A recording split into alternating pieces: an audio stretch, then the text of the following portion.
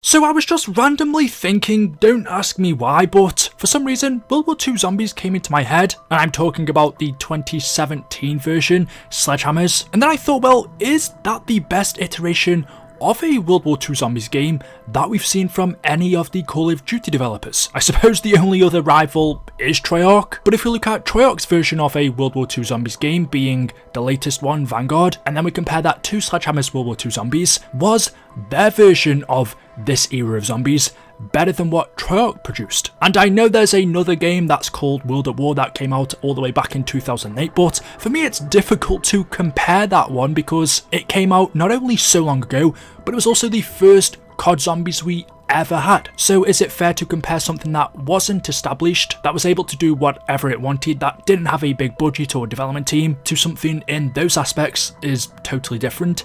Yes and no. I'm betting if I had to put up a poll to ask you guys which is the best World War II game, which actually I might do in just a second after I've recorded this. If I asked you what's the best World War II game, World at War, Sledgehammer's World War II Zombies, or the one that Treyarch did for Vanguard, most people will say World at War, but for me it's a little bit of a unfair comparison because of the reasons I've just explained. But yes, if I had to pick, I do think World at War Zombies probably is the best iteration of zombies we've seen to date. But I'm gonna try and forget that and look at two games that are on more of a level playing field and see which developer did better during this setting. Was it Sledgehammer or was it Treyarch? Which had the best World War II zombies? But just before we continue, today's video is sponsored by Krunker. Krunker is a unique, quirky and fully customizable first-person shooter. The game is available on all web browsers, Facebook Instant Play, Samsung Instant Play and Steam. Simply go to krunker.io and you can easily play Krunker anywhere. And I've got some very exciting news. Season 6 was just released at the end of November this year, 2022, and there are loads of cool new features. Just some of the cool game features I like is the fact that you can shoot your way through default maps and game mods, pick from thousands of user-created custom game maps and game mods, or even create a crazy game mod for yourself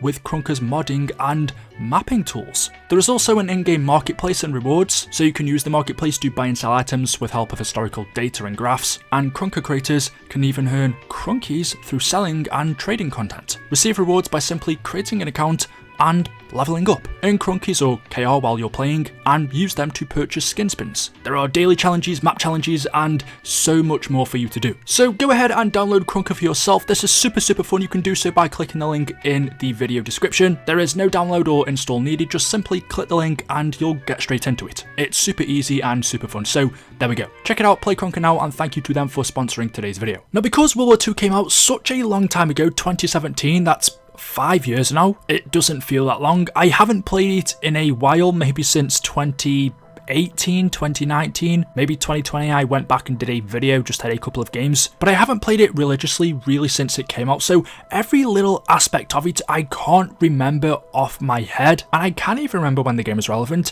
All of the maps I didn't really get into. The first one, the Final Reich, was my and probably most people's most played. I would say that was because it is the first map and also, in my opinion, the best. That's something I've noticed happens with a lot of zombies games though. The first map that comes out on day one on the disc is usually the best, if not, it's definitely up there. Black Ops 1 we had Kino Der Totem, Black Ops 2 we had Black Ops 3 we had Shadows of Evil, Black Ops 4 we had Blood of the Dead. I mean, is that the best, isn't it? I think it's up there still. World at War we had Nacht, I wouldn't count that one. And then Vanguard we had, that map was called, Duran Fang. I mean, there's an argument to say that's the best map in the game, even though I don't think any of them are particularly good. On World War II Zombies we had the Final Reich, the first map. We also had Groston House, which was like a small bonus map, I guess you could say. I don't really know what I compare it to. Maybe the sub-maps that we had for Transit, like Farm, Town, Diner. I guess you could say maybe it's more similar to Nacht, but it's a small bonus map, pretty good. And then we had the Darkest Shore, the Shadow Throne, the Tortured Path. I don't really know what DLC 4 was. We had the Frozen Dawn and then USS Mount Olympus, the Altar of Blood, Bodega. They weren't really maps, so technically we had 9 maps in World War II Zombies instead of the usual 4, 5 or 6. It got a little bit weird and complicated towards the end, but that isn't really what I wanted to talk about in this video. Overall, which developer, Treyarch or Sledgehammer, do I think made the best World War II Zombies game? Is Vanguard better than World War II or vice versa? And having played Vanguard recently and World War II not so much, maybe this is nostalgia talking, maybe this is me just looking at images of that game again, but atmosphere at least, Vanguard Zombies doesn't even come close. If we just look at the first map, the Final Reich, this for me, when it comes to atmosphere, aesthetics, the vibe and the horror aspect, those things alone overshadow every single map for those reasons I've just mentioned in Vanguard.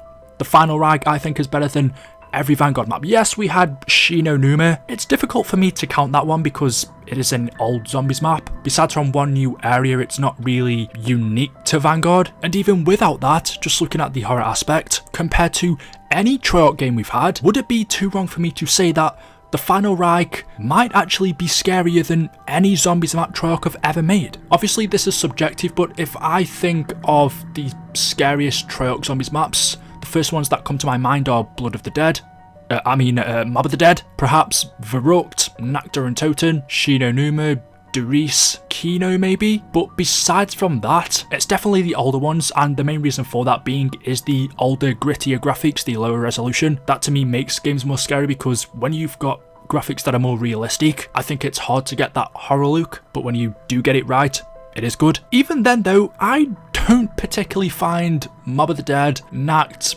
Verrucht all that scary, anxiety inducing perhaps, but that's not because of the atmosphere, whereas the Final Reich, I do think some parts especially was scary, at least for your first two playthroughs. When you get used to something, then it becomes okay. But yeah, I do think there's an argument there to say that potentially the Final Reich might be the scariest zombies map we've ever seen from a COD developer, let alone being scarier than anything we saw within Vanguard. But when it comes to everything else, gameplay, storyline, Easter eggs, there's one thing I can clear up straight away, and that is the story. Being a person that loves the COD Zombies storyline, it doesn't really matter if it's Treyarch, Infinity Ward, Sledgehammers, I have my preferences, but I've followed all three. And being a, I guess, Treyarch fanboy, I wouldn't usually say this, but okay, this one's difficult. I was going to say, I think World War II storyline is better than Vanguard's, and that would be really easy to say if Vanguard wasn't connected to Black Ops Cold War and everything before that, which obviously has a rich history compared to what we saw in World War II Zombies. But if you just separate that and compare the Vanguard storyline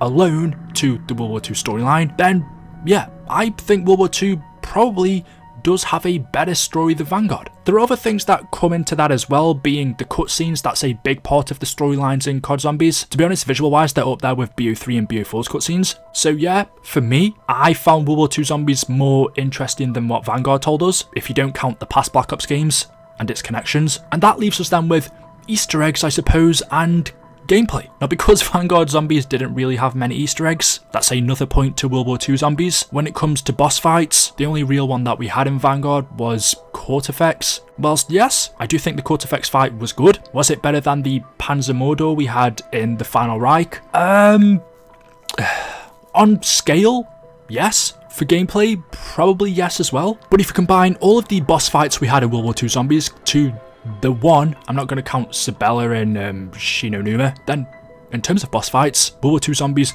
totally outdid Vanguard. Which finally brings us to the gameplay. Is World War II Zombies gameplay better than Vanguard? Whilst Vanguard might be smoother overall with how much there is to do, the options you have, this is by quite a big margin the better World War II Zombies game. Which might not be surprising because Vanguard probably is the worst we've had. Now that we've established that, is World War II Zombies better than World at War Zombies? I think overall there's a lot more there. So the only thing for me it really comes down to simply is the maps. And the maps in World at War are a hell of a lot more simple, for the most part anyway. Nacht definitely is, Verrucht definitely is, Shinonuma it still is a lot more simple. The only contention is Durice. I would just ask myself then, would I rather play World at War or would I rather play World War II Zombies? I'd still rather play World at War, so for me, that's the better game. But to be honest, looking back at it, yes, at the time World War II Zombies wasn't great, but now that we've had other games and we've got more to compare it to, were we too harsh? At the time, no, but it's actually not that bad. If you want to play a World War II Zombies game, if you want that feel, if you want that vibe, and especially if you want that horror aspect, this might be the game to play. From every iteration of COD Zombies that we've had, if you want all of that I've just described, maybe this is the best option. So yeah, there we go. Let me know your thoughts in the comment section below. As always, hopefully you've enjoyed the video today. If you have, drop a like rating. Make sure you are subscribed to stay up to date with the latest videos on the channel. Thank you all for watching, and I will see you in the next one. Until then, goodbye.